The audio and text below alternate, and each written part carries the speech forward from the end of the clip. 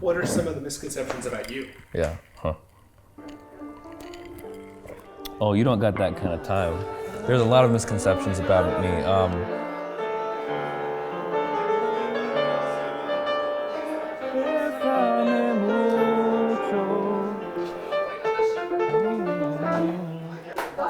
Yeah, that's a sweet suit you got on. You look like you're the one running for Congress. Looking good. Festive. Very like in the Christmas spirit. You gave me an idea. Next year, after, if I don't win this time, you could definitely run. You'll win. Hi. How are you, Nancy? The funny thing that when I meet people, like when I go to the Santee concerts, people come up to me and say, you know, I had no idea that you didn't have an accent. I thought for sure you'd have an Arabic or Mexican accent. And I'm like, I was born in East County. I went to our public schools in this county.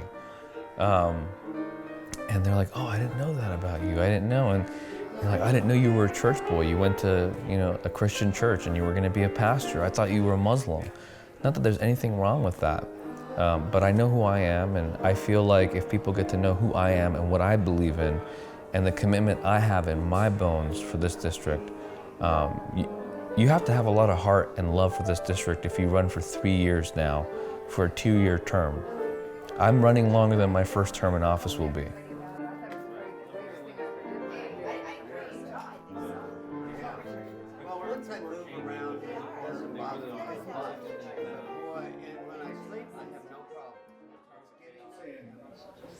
East County is obviously a majority Republican, okay? And so you're gonna have to win over a lot of those guys. I'm welcome to ideas on how I do that, by the way. I don't have all the, I'm welcome to any ideas on how to do that. My hunch is, the district's 40% Republican. It's 30% no party preference. It's 30% Democrat. So there's actually more non-Republicans than there are Republicans. But there are a lot of conservatives in this district, and I want to represent them too.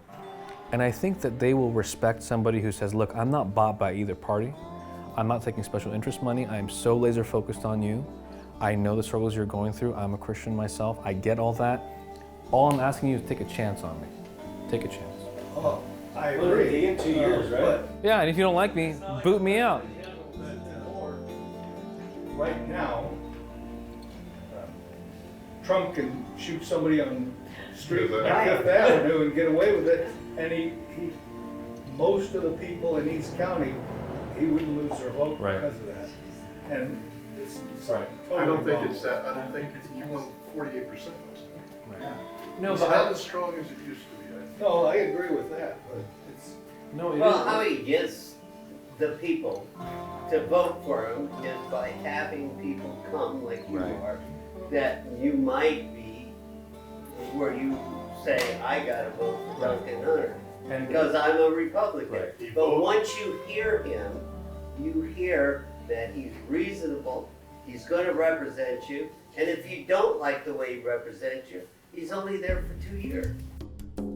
In the past 4 decades, no one's come as close to ousting the Hunter dynasty from office as Ammar Campa-Najjar.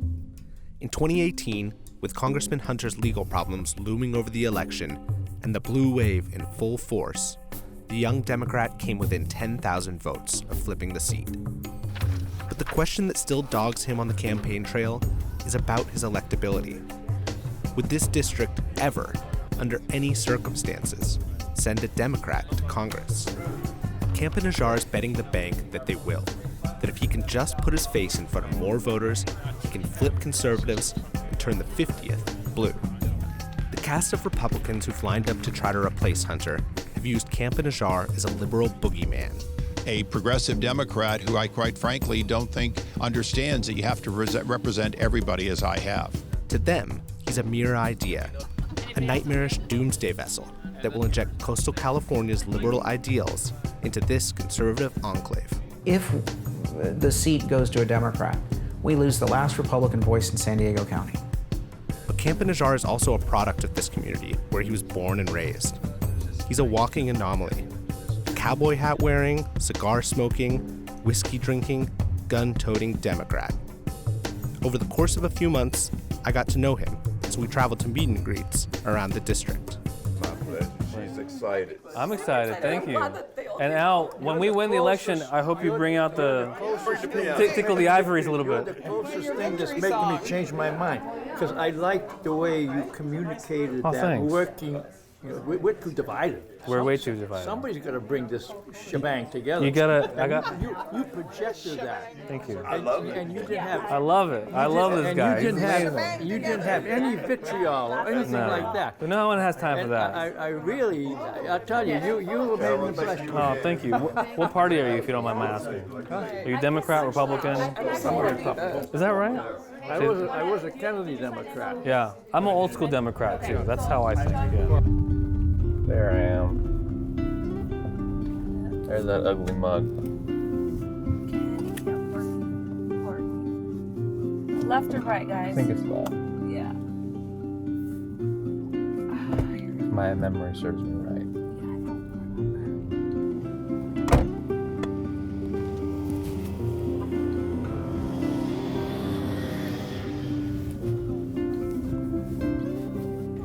How are you? Good to see you.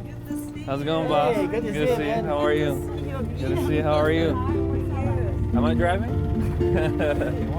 I'd love to. That'd be awesome. Good to see you, man. How are you? I think that people think that this district is ignorant, and we're not. We're ignored. We've been ignored for time immemorial, from San Diego proper, from Riverside proper. We are literally we get the scraps, and I think we've been underserved.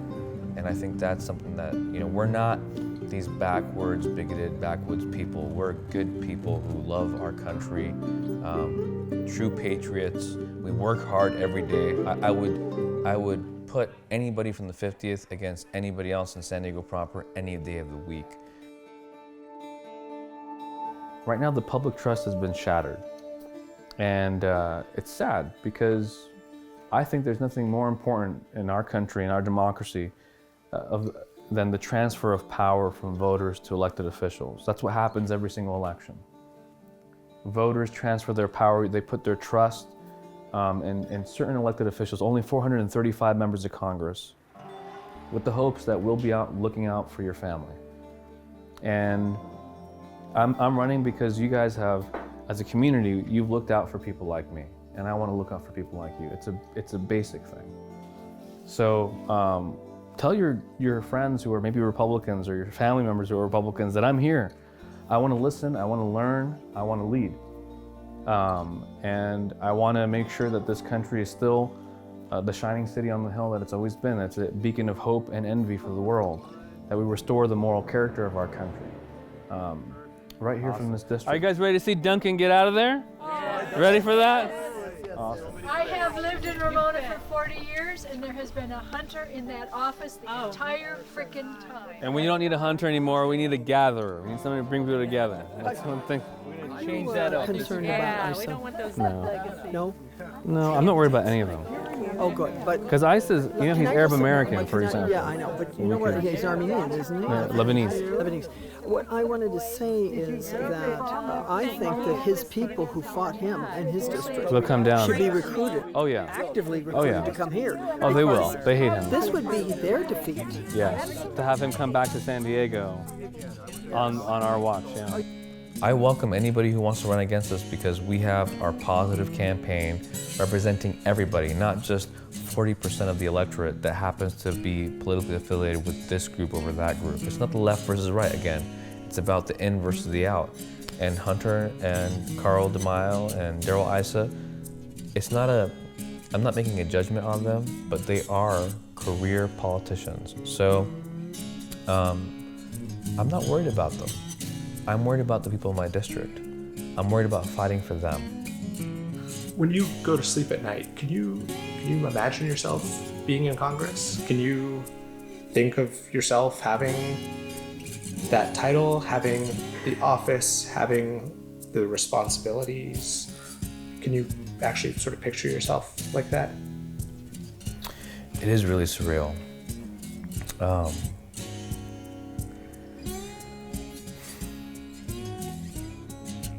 I love the people of my district. I think that they are shortchanged so much, and they are we're given a bad rap about who we are. And the opportunity to serve would be unbelievable. Up next on the 50th. Who knows Ronald Reagan's 11th commandment, thou shalt not speak ill of another Republican?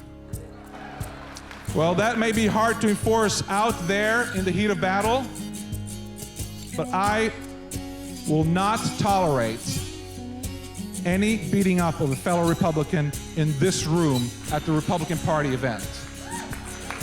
So,